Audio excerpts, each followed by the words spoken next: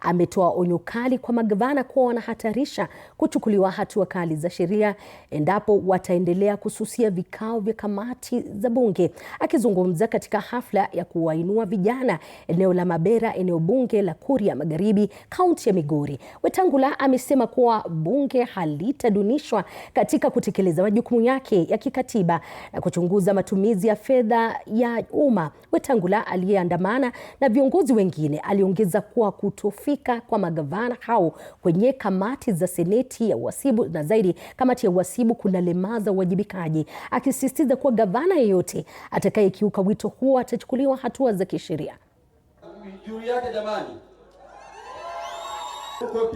Gavana na gavana wote, sisi kama bunge, we shall not compromise on oversight. We will not compromise on oversight. For whom much is given, much more is expected. Huwezi kuchukua mabilioni ya ushuru ya wananchi na ukiulizwa hii pesa imefanya kazi gani, unaanza kupiga kelele na kusema siwezi kuja kujibu maswali. Lazima wote wakuje bunge. Na Senior Counsel Otiende Amollo, you are the leader of my legal team.